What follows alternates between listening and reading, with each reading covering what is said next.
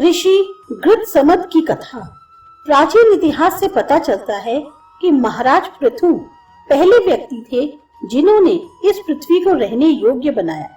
उन्होंने ही ऊबड़ खाबड़ पृथ्वी को एक सा किया, उसे कृषि के योग्य बनाया तथा जल इत्यादि आवश्यक साधनों की व्यवस्था करके विभिन्न प्रकार के अन्न तथा वनस्पतियां उगाई। उन्होंने ही सर्वप्रथम राज्य स्थापित करके मनुष्यों में नियमानुसार शासन व्यवस्था का प्रारंभ किया। इस प्रकार वे इस देश के प्रथम राजा थे। जब शांति पूर्वक शासन प्रारंभ हो गया तो ऋषियों ने महाराज पृथु को एक विशाल यज्ञ करने का आदेश दिया। महाराज पृथु तैयार हो गए तथा यज्ञ की तैयारियां प्रारंभ हुई। सभी प्रमुख ऋषि तथा देवतागण यज्ञ में शामिल हुए। देवराज इंद्र भी स्वर्ग से पधारे। जब यज्ञ चल रहा था तो असुरों ने उसे भंग करने का निश्चय किया। उन सब ने मिलकर एक योजना बनाई जिसके अनुसार देवराज इंद्र को या तो वहीं पर यज्ञ के बीच में अवसर मिलते ही मार डालना था या फिर उनका अपहरण करके ले जाना था। यदि ऐसा कर सके तो सभी देवता अपने अपने आवास को लौट जाएंगे और यज्ञ बीच में ही रुक जाएगा। इससे देवताओं की शक्ति भी नहीं बढ़ सकेगी और फिर असुर उन्हें आसानी से परास्त कर सकेंगे। यज्ञ के प्रमुख पुरोहित ऋषि घृतसमद थे।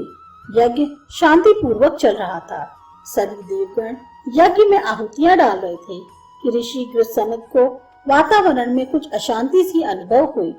उन्होंने इस पर ध्यान लगाया तो मालूम हुआ कि कुछ असुर वेश बदले हुए यज्ञ स्थल पर मौजूद हैं तथा वे देवराज को पकड़ने की फिराक में हैं, ताकि यदि यज्ञ में विघ्न पड़ जाए और वह पूरा न हो सके।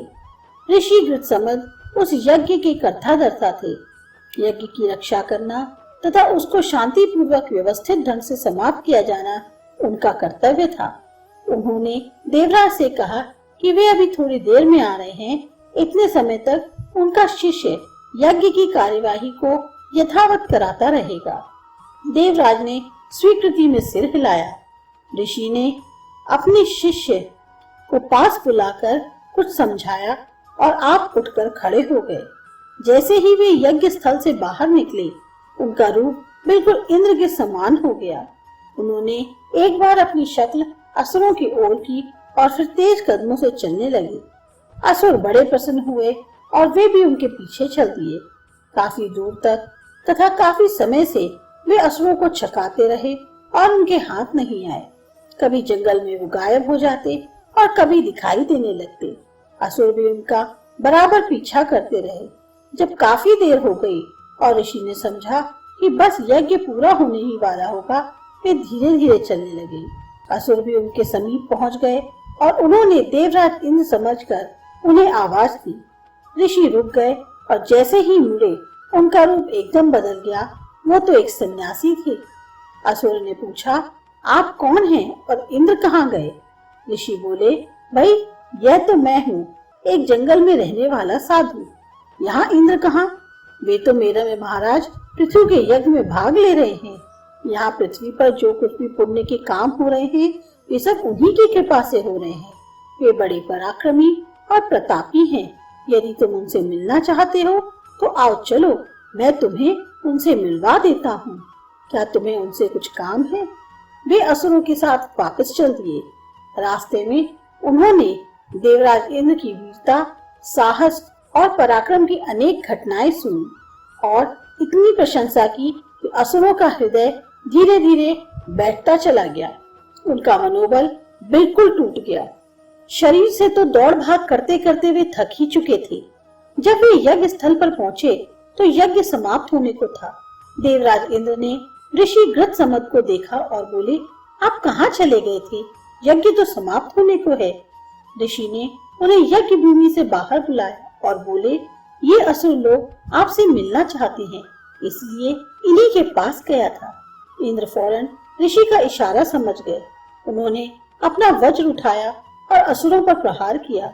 असुर पहले से ही मानसिक और शारीरिक रूप से टूटे हुए थे। वे देवराज का मुकाबला न कर सके और थोड़ी ही देर में परास्त हो गए तथा मार डाले गए। तब ऋषि ने सारी घटना सुनाई कि वे चाहते थे कि यज्ञ में किसी प्रकार का विघ्न न हो और ये असुर भी समाप्त हो जाएं, ताकि औरों को भी कष्ट ना दे सके। इसलिए मैं तुम्हारा रूप बनाकर इनको भ्रम में डालने के लिए यहाँ से चला गया और यही हुआ। ये लोग मुझे तुम्हारे भ्रम में पकड़ने के लिए दौड़ पड़े, लेकिन मैं इनके हाथ उस समय तक नहीं आया जब तक मुझे विश्वास नहीं हो गया कि अब यज्ञ समाप्त होने वाला होगा। इस प्रकार महाराज पृथु का यज्ञ ऋषि घृतसमद की सहायता तथा कौशल से पूर्ण हो गया और देवताओं की भी कोई हानि नहीं हुई, बल्कि दुष्ट असुरों का नाश हो गया।